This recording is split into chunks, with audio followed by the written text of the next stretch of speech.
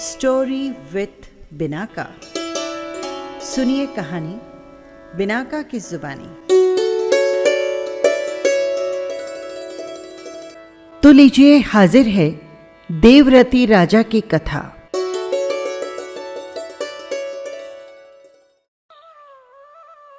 अयोध्या नगरी के राजा देवरती थे। उनकी रानी का नाम था रक्ता।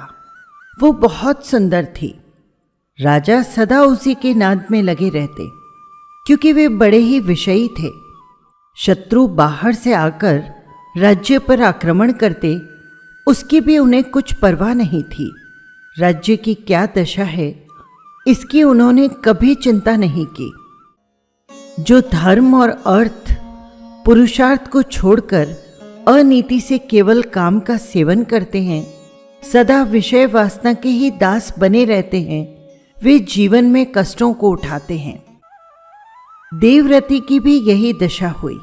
राज्य की ओर से उनकी ये उदासीनता मंत्रियों को बहुत बुरी लगी।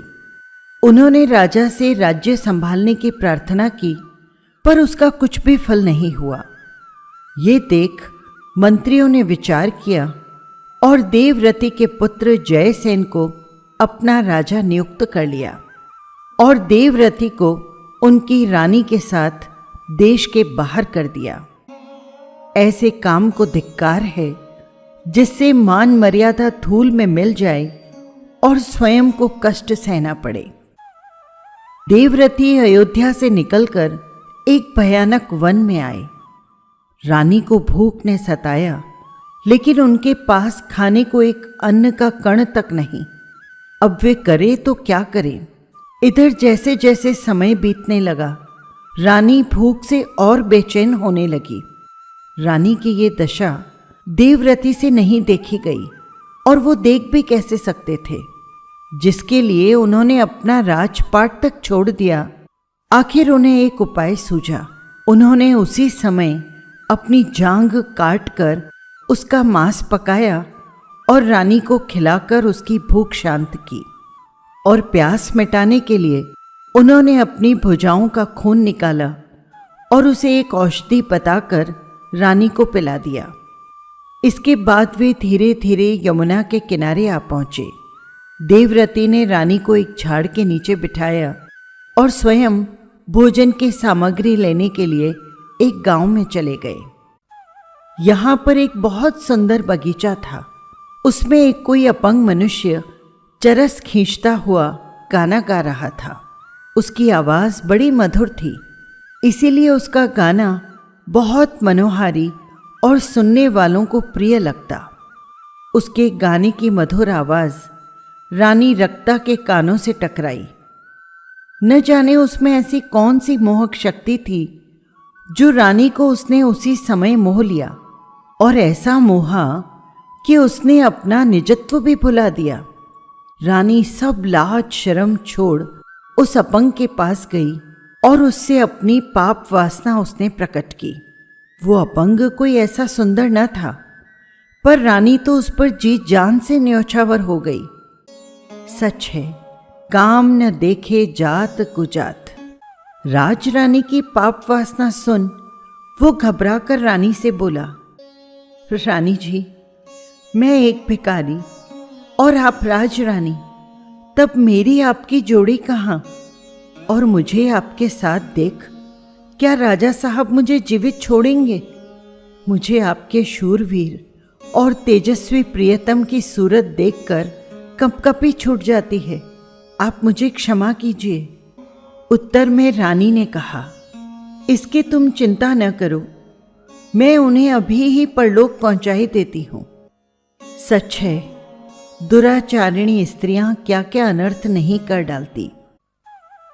ये दोनों इधर बातें ही कर रहे थे कि राजा भी इतने में भोजन लेकर आ गए। उन्हें दूर से देखते ही उल्टा रानी ने मायाचारी से रोना आरंभ किया। राजा उसकी ये दशा देखकर आश्चर्य में पड़ गए। हाथ के भोजन को एक ओर पटका और वे रानी के पास दौड़कर पहुंचे और बोले, प्रिय प्रिय कहो, जल्दी कहो, क्या हुआ है? क्या किसी ने तुम्हें कोई कष्ट पहुंचाया? तुम क्यों रो रही हो? तुम्हारा आज अकस्मात रोना देखकर मेरा सब धैर्य छूटा जाता है। बतलाओ, अपने रोने का कारण मुझे जल्दी बताओ। रानी एक लंबी आह भरकर बोली, प्राणनाथ, आपके रहते मुझे कौन कष्ट पहुंचा सकता है, किंतु मुझे किसी के कष्ट पहुंचाने से भी जितना दुख नहीं होता, उससे बढ़कर कहीं मुझे आज अपनी दशा का दुख है।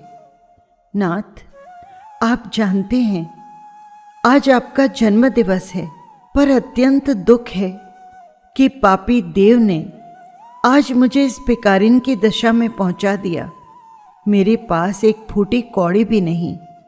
बतलाइए, मैं आज ऐसे उत्सव के दिन आपकी वर्षगांठ का क्या उत्सव मनाऊं? सच है नाथ, बिना पुण्य के जीवों को अथाह शोक सागर में डूब जाना पड़ता है। रानी की प्रेम भरी बातें सुन राजा का गला भर आया, आंखों से आंसू टपक पड़े। उन्होंने बड़े प्रेम से रानी के मुंह को चूमा और कहा, प्रिय, इसके लिए कोई चिंता की बात नहीं। कभी वो दिन भी आएगा जिस दिन तुम अपनी सभी मनोकामनाएं पूर्ण कर सकोगी, और न भी आए तो क्या, जबकि तुम जैसी भाग्यशालिनी जिसकी प्रिया हो, उसे इस बात की कोई परवाह नहीं। जिसने अपनी प्रिया की सेवा के लिए अपना राजपाट तक तुच्छ समझा, उसे ऐसी छोटी बातों का दुख नहीं होता। और यदि दुख होता है तो अपनी प्यारी को दुखी देखकर प्रिय, इस शोक को छोड़ो। मेरे लिए तुम सब कुछ हो। सच है, हाय, ऐसे निष्कपट प्रेम का बदला जान लेकर दिया जाएगा, इस बात की खबर या संभावना बेचारे रतिदेव को स्वप्न में भी नहीं थी। देव की विचित्र गति है। राजा के इस हार्दिक और सच्चे प्रेम का पापिनी रानी के हृदय पर जरा भी असर नहीं हुआ। वो ऊपर से प्रेम जताकर बोली, नाथ, बात जो भी हो उसके लिए पछताना तो व्यर्थ ही है, पर फिर भी अपने चित्त को संतोषित करने के लिए इस पवित्र फूल की माला के द्वारा नाम मात्र के लिए मैं कुछ करती हूँ। ये कहकर रानी ने अपने हाथ में जो फूल गूंथने की रस्सी थी उससे राजा को बांध दिया। बेचारा वो तब भी यही समझा कि रानी कोई जन्म दिवस की विधि करती होगी, और यही समझ उसने खूब मजबूत बंधे जाने पर भी चूं तक नहीं किया। जब राजा बांध दिया गया और उसके प्राण निकलने का भी कोई भय नहीं रहा, तो रानी ने इशारे से उस अपंग को बुलाया और उसकी सहायता से पास ही बहने वाली यमुना नदी के किनारे पर ले जाकर बड़े ऊंचे से राजा को नदी में ढकेल दिया, और स्वयं अब अपने दूसरे प्रियतम के पास रहकर अपनी नीच मनोवृत्तियों को संतुष्ट करने लगी। नीचता और कुलटापन की हद हो गई। पुण्य का जब उदय होता है तो कितना ही कष्ट क्यों न हो या कितनी भी भयंकर आपत्ति क्यों न सामने आ पड़े, पर तब भी वो रक्षा पा ही जाता है। देवव्रति के भी ऐसा कोई पुण्य योग था जिससे रानी के नदी में डाल देने पर भी वो बच गया। कोई गहरी चोट उसे नहीं आई। वो नदी से निकलकर आगे बढ़ा। धीरे धीरे वो मंगलपुर नामक शहर के निकट पहुंचा। देवव्रति कई दिनों तक बराबर चलते रहने से बहुत थक गया था। उसे बीच में कोई अच्छी जगह विश्राम करने को नहीं मिली। इसीलिए अपनी थकावट मिटाने वो एक छायादार वृक्ष के नीचे सो गया, मानो जैसे वो सुख देने वाले जैन धर्म की छत्र छाया में सोया हो। उस समय मंगलपुर का राजा श्रीवर्धन था। उसके कोई संतान न थी। इसी समय उसकी मृत्यु हो गई। मंत्रियों ने ये विचार किया कि पट हाथी को एक जल भरा घड़ा दिया जाए और हाथी को छोड़ दिया जाए। हाथी जिस किसी का अभिषेक करेगा वही अपना राजा होगा। हाथी को छोड़ दिया गया। देव की विचित्र लीला है, जो राजा है उसे रंक बना देता है, और जो रंक है उसे संसार का चक्रवर्ती सम्राट। देवरति का देव जब उसके विपरीत हुआ तो उसे राजा से पथ पथ का भिखारी बना दिया और अनुकूल होने पर सब राजयोग मिला दिया। देवरति गहरी नींद वृक्ष के नीचे सो रहा था। हाथी उधर ही पहुंचा और देवरति का उसने अभिषेक कर दिया।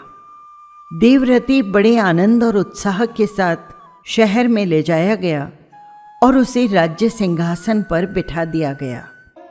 सच है, पुण्य जब पल्ले में होता है तो आपत्तियां भी सुख के रूप में परिणीत हो जाती है। इसीलिए सुख की चाह करने वाले को भगवान के उपदेशित किए हुए मार्ग द्वारा पुण्य कर्म करना चाहिए। देवरति फिर राजा हो गए, पर पहले और अब के राजा में बहुत फर्क था। अब वे स्वयं राजकाज देखा करते थे। पहले से अब उनकी परिणीति में बहुत भेद पड़ गया। जो बातें उन्हें पहले बहुत प्यारी लगती थी और जिनके लिए उन्होंने राज्य भ्रष्ट होना भी स्वीकार कर लिया, अब वे बातें उन्हें अत्यंत अप्रिय हो उठी। अब वे स्त्री के नाम से घृणा करते। वे एक कुल कलंकिनी का बदला सारे संसार के स्त्रियों को कुल कलंकिनी कहकर लेते। वे अब गुणवती स्त्रियों का मुंह भी देखना पसंद नहीं करते। सच है, जो एक बार दुर्जनों द्वारा ठगा जाता है वो फिर अच्छे पुरुषों के साथ भी कैसा ही व्यवहार करने लगता है। गरम दूध का जला छाछ को भी फूंक फूंक कर पीता है। देवरति की भी अब विपरीत गति है। अब वे स्त्रियों को नहीं चाहते। वे सबको दान करते हैं, पर जो अपंग लूला लंगड़ा हो उसे वे एक अन्न का कण तक देना पाप समझते हैं। इधर रक्ता रानी ने बहुत दिनों तक वहीं रहकर मजा मौज मारी और बाद में उस अपंग को एक टोकरे में रख देश विदेश में घूमने लगी। उस टोकरे को सिर पर रखे हुए वो जहां भी पहुंचती अपने को महासती बताती और कहती, पिता ने जिसके हाथ मुझे सौंपा वही मेरा प्राणनाथ है, मेरा देवता है। उसकी इस ठगाई से बेचारे लोग ठगे जाते और उसे खूब रुपया पैसा देते। इसी तरह भिक्षावृत्ति करती करती रक्ता रानी मंगलपुर में आ पहुंची। वहां भी लोगों को उसके सतीत्व पर बड़ी श्रद्धा हो गई। हाँ, सच है, जिन स्त्रियों ने ब्रह्मा विष्णु महादेव सरीखे देवताओं को भी ठग लिया तो साधारण लोग उनके जाल में फंस जाएं तो क्या आश्चर्य है। एक दिन ये दोनों गाते गाते राजमहल के सामने पहुंचे। इनके सुंदर गाने को सुन ड्योढ़ीवान ने राजा से प्रार्थना की, महाराज, सिंह द्वार पर एक सती अपने अपंग पति को टोकरे में रख और उसे सिर पर उठाए खड़ी है। वे दोनों बहुत ही सुंदर गाना गाते हैं। महाराज, वे आपके दर्शन करना चाहते हैं। आज्ञा हो तो उन्हें भीतर आने दो। इसके साथ ही सभा में बैठे हुए और प्रतिष्ठित कर्मचारियों ने भी उन्हें देखने की इच्छा जाहिर की। राजा ने एक पर्दा डलवाकर उन्हें बुलवाने की आज्ञा दे दी। सती सिर पर टोकरा लिए भीतर आई। उसने कुछ गाया। उसके गानों को सुनकर सब मुग्ध हो गए और उसकी भूरी भूरी प्रशंसा करने लगे। राजा ने उसकी आवाज़ सुनकर उसे पहचान लिया। उसने पर्दा हटवा कर कहा, ओह, सचमुच में ये तो महासती है। इसका सतीत्व मैं बहुत अच्छी तरह जानता हूँ। इसके बाद ही उन्होंने अपनी सारी कथा सभा में प्रकट कर दी। लोग सुनकर दांतों तले अंगुली दबा गए। उसी समय इस महासती रक्ता को शहर के बाहर निकालने का हुक्म हुआ। देवरति को स्त्रियों का चरित्र देख बड़ा वैराग्य हुआ। उन्होंने पहले अपने पुत्र जयसेन को अयोध्या से बुलवाया और उसे इस राज्य का मालिक बनाकर और स्वयं श्रीयमधराचार्य के पास जिन दीक्षा के लिए पहुँचे, जो कि अनेक सुखों को देने वाली है। साधु होकर देवरति ने खूब तपश्चर्या की, बहुतों को कल्याण मार्ग बतलाया और अंत में समाधि से शरीर त्याग कर वे स्वर्ग के अनेक रिद्धियों के धारक देव बने। बस यही थी कहानी। आपको कैसी लगी कमेंट बॉक्स में ज़रूर लिखिएगा। और हाँ, यदि आपने चैनल को सब्सक्राइब नहीं किया है तो कर लीजिएगा, जिससे हर कहानी सीधे पहुंच सके आप तक। फिर मिलेंगे किसी नई कहानी के साथ। जय जिनेंद्र।